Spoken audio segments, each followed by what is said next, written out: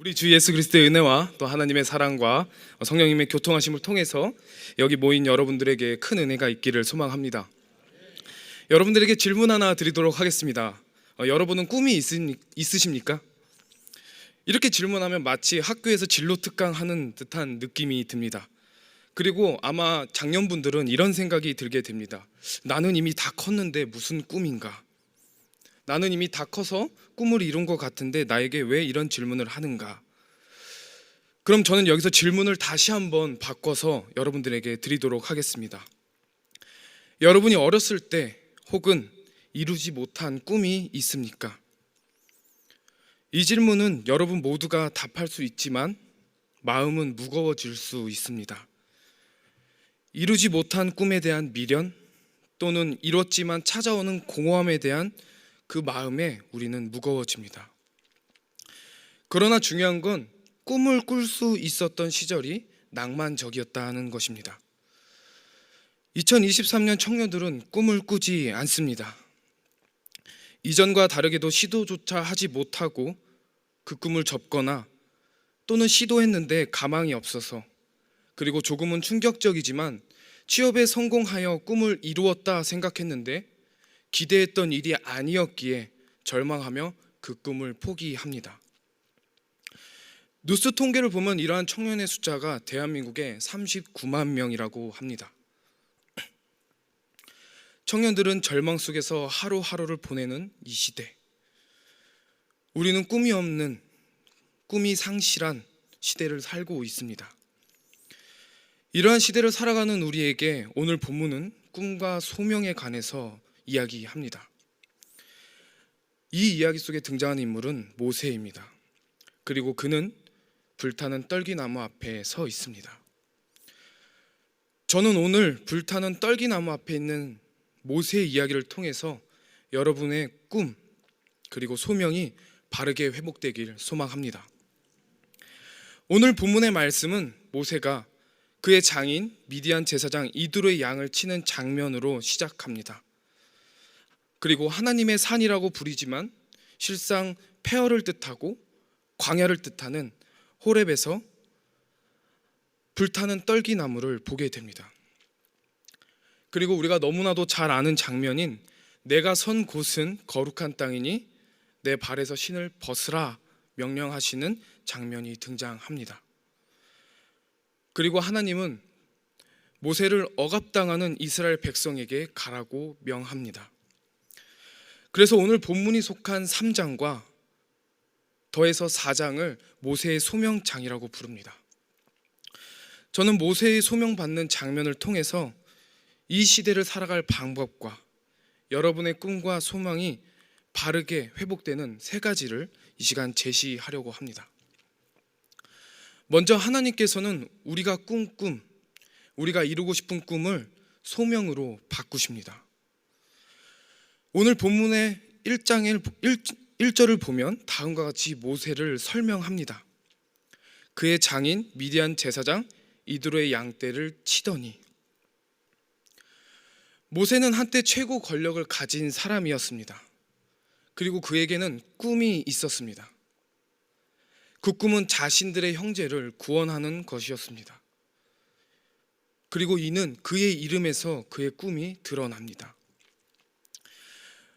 모세 그 이름의 뜻을 보면 물에서 건져냈음이라는 뜻의 히브리어 마샤에서 유래되었다고 성경 말씀 출애굽기 2장 10절은 우리에게 보여줍니다. 그러나 저는 말씀을 곰곰이 읽어보니 모세라는 이름이 조금 수상한 것 같습니다. 우리 이 시간 다 같이 한번 10절을 같이 읽어보도록 하겠습니다. 시작. 그 아기가 자라매 바로의 딸에게로 데려가니 그가 그의 아들이 되니라. 그가 그의 이름을 모세라 하여 이르되 이는 내가 그를 물에서 건져내었음이라 하였더라. 아멘. 10절에서는 모세의 이름을 누가 지어주었다고 말하고 있나요? 맞습니다. 바로 애굽의 공주가 지어준 이름이라고 말하고 있습니다.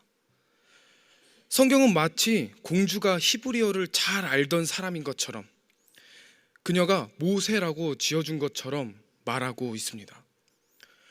그러나 사실 모세의 이름에는 다른 뜻이 있습니다. 히브리어에서는 구원자라는 뜻을 가지고 있을지는 모르지만 애굽에서는 이 모세라는 이름을 누구누구의 아들이라는 말로 사용합니다. 따라서 왕실에서 태어난 아들에게, 자녀에게 이 모세라는 이름을 지어주는 것은 당연한 일이었습니다. 그리고 그냥 모세가 아니라 앞에 자신들이 섬기는 신의 이름을 따서 지어줍니다. 예를 들어 태양의 신 라를 따면 라 모셰라고 지어지고요. 그리고 이 이름은 우리에게 너무나도 익숙한 람세스라고 나타나고 부르게 됩니다.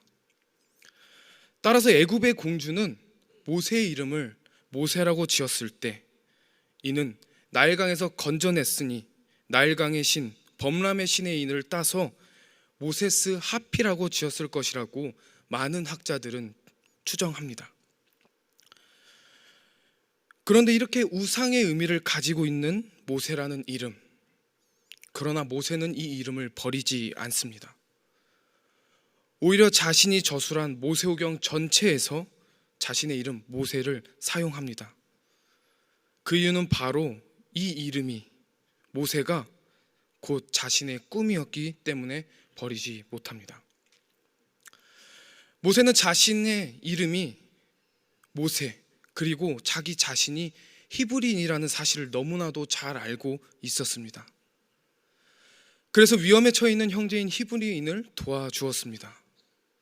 모세는 애굽에서 애굽의 이름을 가졌지만 자신의 꿈, 그 꿈만큼은 히브리어의 뜻으로 가졌습니다. 그래서 자신의 열심으로 자신의 꿈을 이루기 위해 형제를 괴롭히고 형제를 치는 애굽인을 죽이게 됩니다. 그리고 그 결과 오늘 우리가 읽은 본문 1절의 말씀처럼 삶이 변하게 됩니다. 그의 장인 미디안 제사장 이드로의 양떼를 치더니, 나이 80이 넘어 장인 어른의 양을 치는 신세, 그러나 이름은 여전히 모세, 여전히 구원자.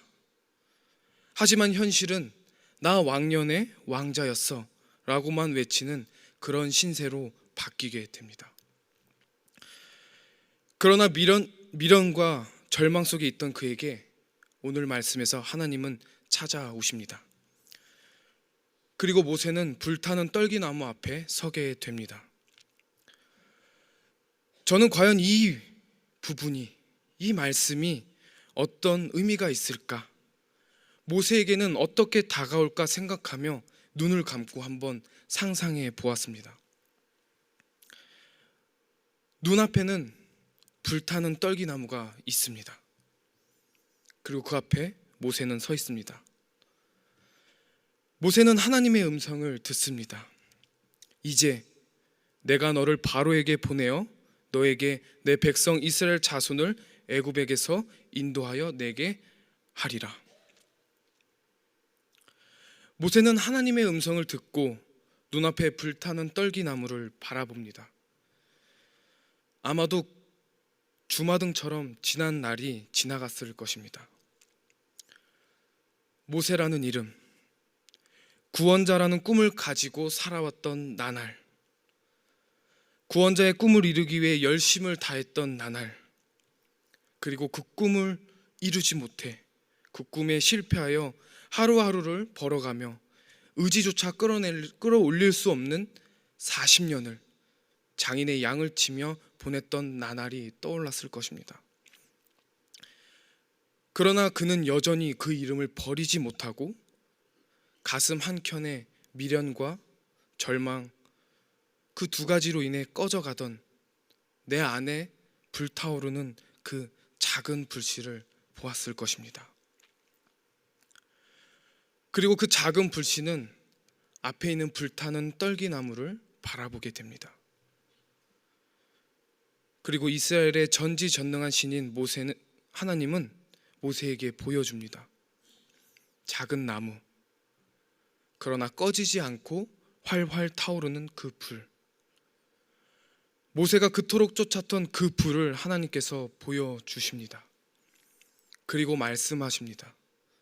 이제 내가 너를 바로에게 보내어 너에게 내 백성 이스라엘 자손을 애굽에서 인도하여 내게 하리라. 모세는 그 자리에서 그동안 쫓았던, 그리고 자신이 이루지 못해 미련 남아있던 그 꿈, 꺼져가던 불씨, 하나님을 만나 불타는 떨기나무처럼 활활 타오르는 소명을 발견하게 됩니다. 제가 항상 여러분들 앞에 서면 하는 이야기가 있습니다. 그것은 아마도 군대 이야기일 것입니다. 여러분이 너무나도 잘 알듯이 저는 해병대를 나왔습니다. 그리고 그 무적 해병이 태어나는 곳은 오직 한 군데밖에 없습니다. 바로 포항에 있는 교육훈련단입니다. 이 교육훈련단에 처음 들어가면 정말 다양한 친구들이 들어옵니다. 뚱뚱한 친구, 삐쩍 마른 친구, 안경을 쓰고 운동이란 것을 한 번도 안 해본 친구, 그리고 그냥 강해 보이는 친구, 그리고 저. 정말 다양한 친구들이 들어옵니다. 그리고 그 다양한 친구들은 사회에서 누구는 대학을 다녔고, 누구는 직장을 다녔고, 누구는 이 해병대가 목표이기에 오는 아주 다양한 친구들이 들어옵니다. 그래서 서로를 놀립니다. 형은 늙어서 해병이 될 수 없어. 형은 뚱뚱해서 해병이 될 수 없어. 너는 말라서 안 돼. 너는 멍청해서 안 돼. 서로 해병이 될 생각에 신나서 서로가 서로에게 이렇게 못 될 거라면서 떠들고 있습니다. 그러나 그 시간은 도적과 같이 찾아옵니다. 해병대 교관들이 들어오고 저에게 소리칩니다. 이곳은 인간개조 용광로 교육훈련단이다. 이제부터 너희들은 사람이 아니다. 해병으로 태어날 것이다. 그리고 그곳에서 열심히 훈련을 받으면 변화됩니다. 그리고 7주가 지나면 정말 언제 여러 가지 사람이 들어왔다는 생각이 들 정도로 모두가 같은 머리, 같은 몸 상태, 그리고 살기 어린 눈빛을 가진 해병으로 거듭납니다. 사랑하는 여러분, 우리는 모두 다릅니다. 모두 다른 꿈을 가지고 있습니다. 그리고 모두 다른 절망 속에 있을 수 있습니다. 그러나 다 다른 사람들, 다 다른 사람이지만 하나님을 만나면 하나님이 주신 소명을 받게 됩니다. 우리의 다 달랐던 꿈이 하나님의 소명이 됩니다. 다음으로 우리가 알아야 할 것은 소명은 곧 하나님이 하신다는 사실입니다.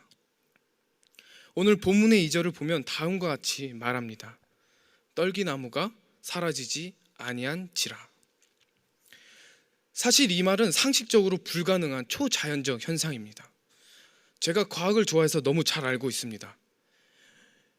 이 지구상에서 연소가 일어나려면, 어떠한 물질이 타려면 탈 재료와 산소, 발화점이 넘는 온도, 이 세 가지가 조화롭게 되어야 불이 탑니다.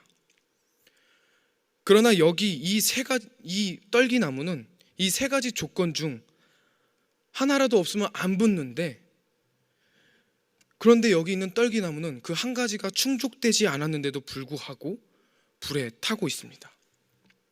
떨기나무는 안 탑니다. 이것은 무엇을 말하고 싶은 걸까요? 사실 말씀 속에서 떨기나무는 이스라엘 백성을 상징합니다. 하지만 지금 이 본문에서는 모세를 상징합니다. 하나님께서 모세를 향후에 어떻게 사용하실지에 대해서 메시지화한 것입니다. 그 메시지는 다음과 같습니다. 지금부터 너를 이 민족을 구원하기 위해 사용할 것이다. 그러나 너가 가진 재능, 조건, 그런 여지를 이용해서 이스라엘 백성을 구원하는 것이 아니다. 40년 전에는 너가 배운 애굽의 문명과 학문을 통해서, 그리고 뜨거운 가슴으로 민족을 구원하기 위해 열심을 다했지만 그 결과는 살인이었다. 그러나 나를 통해서 이뤄갈 일은 이스라엘 전체를 구원하는 일이다. 앞에 나무는 타고 있습니다. 그러나 그 나무는 사라지지 않습니다.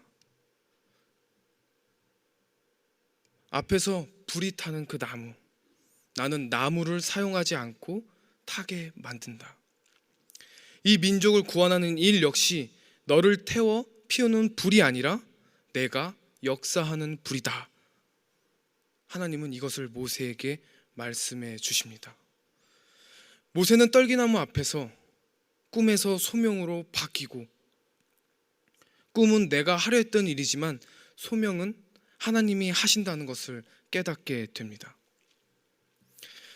저는 사실 설교를 하는 것을 매우 두려워하는 사람입니다. 지금도 여러분 앞에 서 있는 것이 너무나 떨리며 여전히 준비하면서, 그리고 설교하고 나면 더 잘했어야지 라는 생각을 하면서 저 스스로 우울감에 빠집니다. 그러나 처음부터 제가 이런 마음을 가진 것은 아닙니다. 처음에는 자신감이 넘쳤습니다.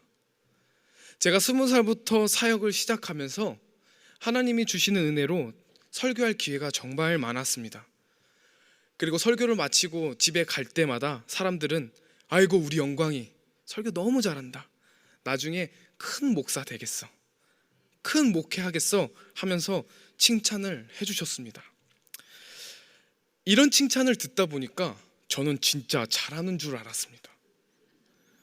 그래서 이런 생각을 하게 되었습니다. 나 정도면 30살쯤에도 담임 정도는 할 수 있겠다, 크게 문제없이 감당할 수 있겠다라고 생각했습니다. 그러나 그것은 정말 큰 교만 중의 교만이었습니다. 그리고 위기는 저의 교만 속에서 찾아왔습니다. 교만 속에 있던 저는 캄보디아 선교를 가게 되었습니다. 그리고 제가 갔던 지역은 캄보디아 시아누쿠빌이라는 아주 바다가 아름다운 곳이었습니다. 그리고 그 시아누쿠빌에 라이프 대학교라는 곳에서 제가 사역을 하게 되었습니다. 제가 담당했던 사역이 많았지만 제가 중점적으로 다룰 사역은 어린이 설교였습니다. 그리고 보통 설교가 아니라 통역을 두고 하는 설교였습니다. 저는 앞서 말했듯이 금방이라도 담임에 나가 손색이 없다, 나는 두려움이 없다, 이런 교만에 차 있었습니다. 그래서 이 설교 역시 나는 분명 잘할 거야 라고 생각했습니다. 그렇게 저는 그 교만을 가진 채로 설교 위로 올라갔습니다. 그리고 저는 설교를 했습니다. 땀만 뻘뻘 흘린 채 내가 무엇을 말했는지도 모르게 끝이 났습니다. 저는 설교를 마치고 내려왔습니다. 그때 저는 어디 쥐구멍이라도 들어가고 싶은 심정이었습니다. 수많은 캄보디아의 영혼들이 저의 교만함으로 인해서 은혜를 받지 못했을 것이라고 생각하니 너무나도 부끄럽고 하나님께 너무나도 죄송했습니다. 지금 내가 한 이 설교가 우리 아이들의 인생의 마지막 터닝 포인트였다면 내가 그들에게 너무나도 큰 죄를 범한 것이 아닌가, 그런 두려움에 당장이라도 저는 그 자리에서 벗어나고 싶었습니다. 그렇게 저는 쥐구멍이라도 숨고 싶은 그때 몇 명의 캄보디아 아이들이 저를 찾아와 이렇게 말했습니다. 억군 찌란, 한국말로 매우 감사합니다. 저는 그 순간 깨닫게 되었습니다. 나는 설교도 설교의 결과도 다 내가 하는 줄 알았는데 사실 설교에서 소리만 낼 뿐 역사는 하나님이 하시는구나, 설교의 자리에서의 역사는 하나님이 하시는구나 라는 것을 깊게 깨닫게 되었습니다. 사랑하는 용인제일교회 성도 여러분, 소명은 우리가 하는 게 아닙니다. 하나님이 하십니다.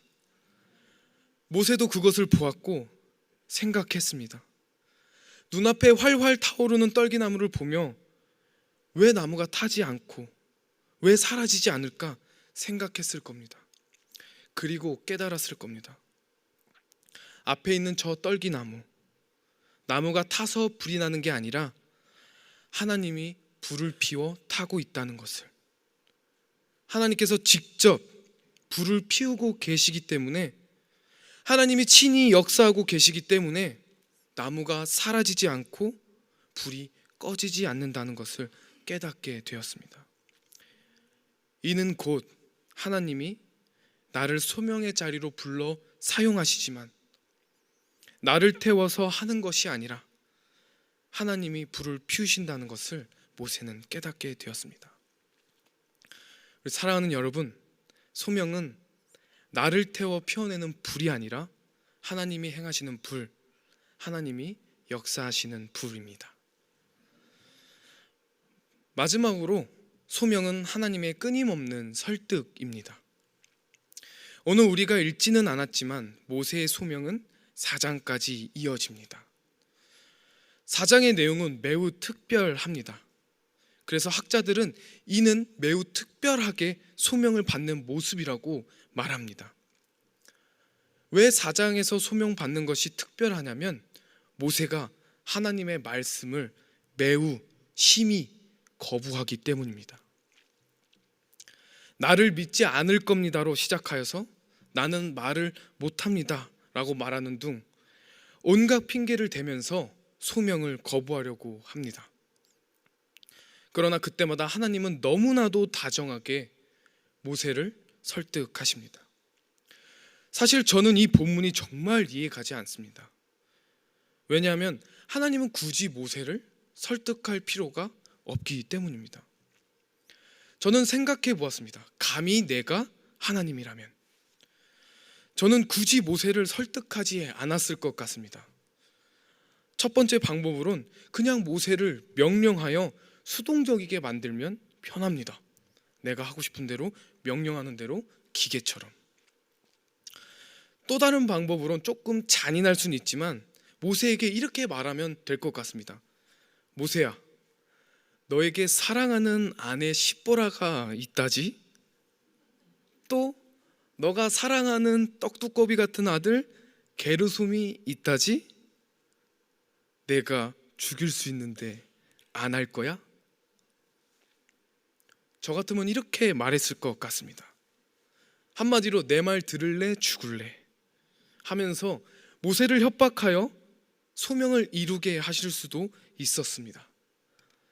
그러나 하나님은 그 방법을 취하지 않으시고 오히려 계속해서 인격적으로 설득하고 계십니다.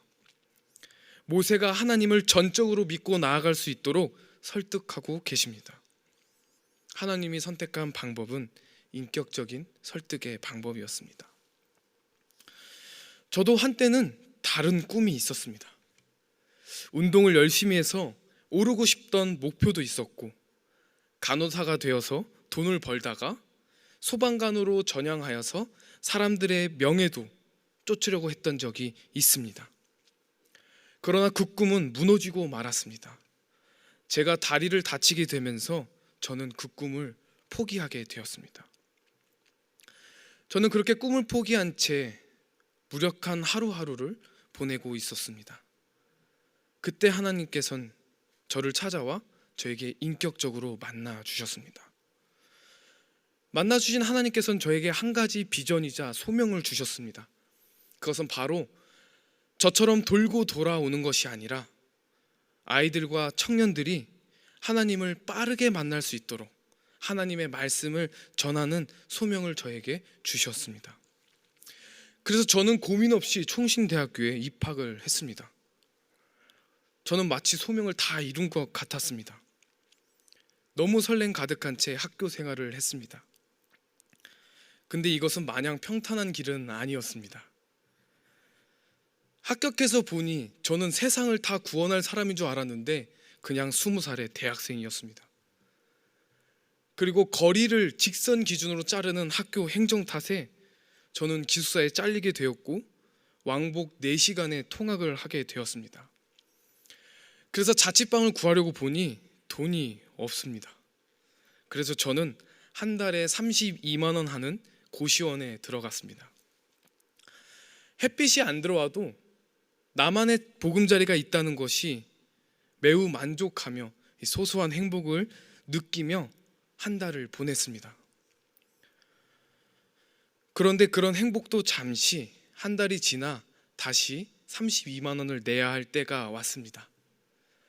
저는 당연히 엄마에게 전화 걸었습니다. 엄마, 때가 됐어. 32만 원 입금 부탁합니다. 근데 어머니가 말씀을 안 하시는 거예요. 그러더니 저한테 딱 한마디 하셨습니다. 아들아, 미안해. 아들아, 미안해 라는 한마디만 하시는 거예요. 저는 그 말을 듣고 다 이해했습니다. 아, 나에게 이제 일어날 일은 한 가지다. 그렇게 저는 고시원에 가서 짐을 싸고 학교로 걸어갔습니다. 사실 내가 하나님의 비전을 받고 소명을 받고 이 자리에 나왔는데 나는 갈 곳이 없는 상태. 제가 할 수 있는 방법은 기도 골방에 가는 것 뿐이었습니다. 근데 양손에 짐이 가득하니까 화만 나는 거예요. 그래서 저는 기도 골방에 가서 딱 한 가지 기도만 하자라는 생각으로 갔습니다. 하나님, 저 못하겠습니다. 저 내가 꿈꾸던 그 꿈으로 다시 가겠습니다. 내가 이렇게까지 해야 되나 싶습니다. 저는 그 기도 골방에서 소명을 포기하는 기도를 올려드렸습니다. 그리고 기도를 마치고 나오는데 저에게 전화가 한 통화가 오는 겁니다. 그 전화는 1호 학번의 저보다 한 학번 선배의 전화였습니다. 그 형은 전화를 제가 받자마자 딱 한마디 했습니다. 영광아, 많이 힘들지? 지나가다 봤다. 표정을 보니 죽을 상이네. 양손에 짐은 가득하네. 무슨 문제가 있는 것 같은데 무슨 일인진 몰라도 형들이 있는 방으로 와봐. 저는 그 전화를 끊고 그대로 형들에게 갔습니다. 그리고 그 기숙사에서 형들과 함께 한 학기를 보내게 되었습니다. 저는 누구보다 즐거운 한 학기를 보냈습니다. 4인실이었지만 5명이서 재미있는 한 학기를 보냈습니다. 저는 이것뿐만 아니라 여러 번 소명을 거부했습니다. 사실 최근에도 진지하게 저의 소명에 대해서 고민했습니다. 이제라도 다른 것을 해야 할 것인가? 내가 이 소명을 감당할 수 있는가? 27년 인생, 이 소명이 나를 행복하게 했는가? 이 소명이 내가 소중하다고 생각하는 주변 사람들에게 행복을 주고 있는가? 소명으로 인하여 포기해야 될 것이 여러 가지 질문들이 저를 감싸게 되었습니다. 그리고 오늘 말씀 속 소명을 받는 모세처럼 하나님께 못하겠다고 말했습니다. 그래서 저는 한동안 밤 기도를 드렸습니다. 하나님께 진지하게 씨름하는 기도를 드렸습니다. 그렇게 기도하는 어느 날 어머니께서는 저에게 장문의 카톡을 하나 보내주셨습니다. 아들아, 무슨 일인지는 모르겠지만 사역자도 사람이기 때문에 그럴 수 있어. 그러나 하나님은 다 알고 계시니까 지금처럼 계속 기도하며 나아가. 아빠한테 물어보기도 하고 필요하면 언제든지 문자 전화해. 엄마 아빠는 너와 함께 있단다. 아들아, 힘내고, 아들 화이팅, 우리 아들 사랑하고 축복한다. 사랑하는 여러분, 하나님께서는 저에게 너 이거 안 하면 죽어, 이 말을 하신 게 아니라 영광아, 너는 할 수 있어. 내가 너와 함께야 라고 말씀해 주십니다.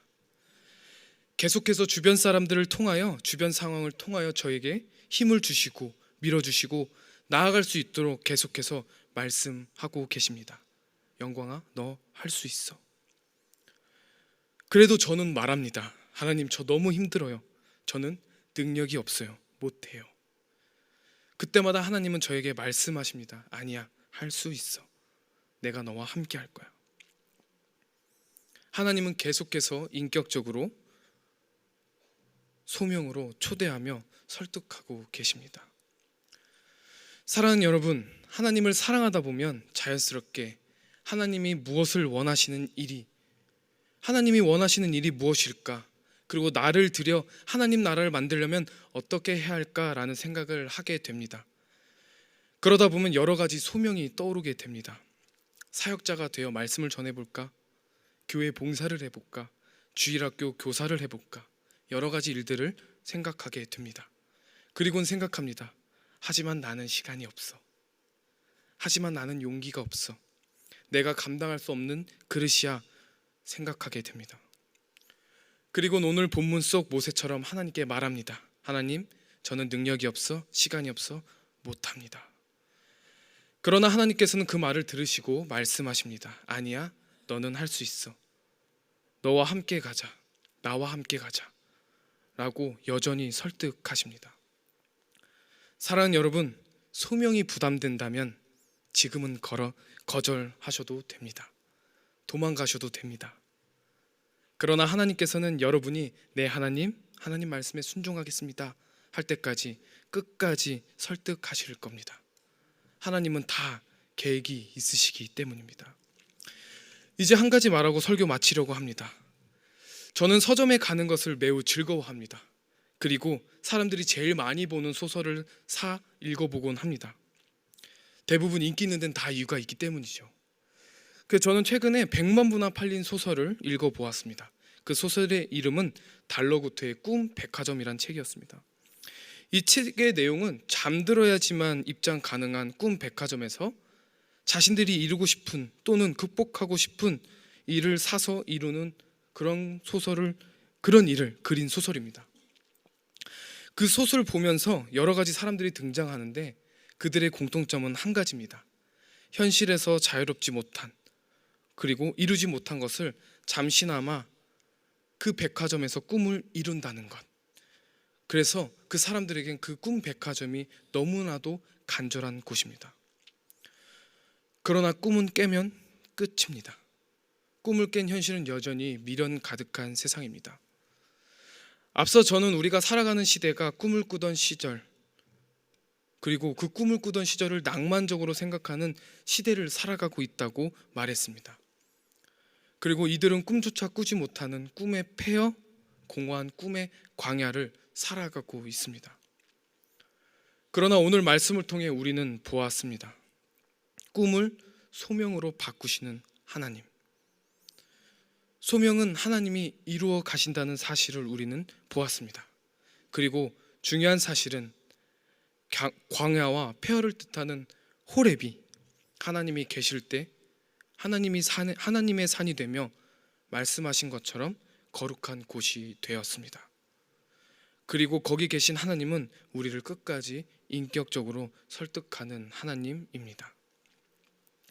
사랑하는 용인제일교회 성도 여러분, 광야와 같은 이 세상에서 우리의 꿈이 아니라 소명을 붙잡고 나아가길 소망합니다.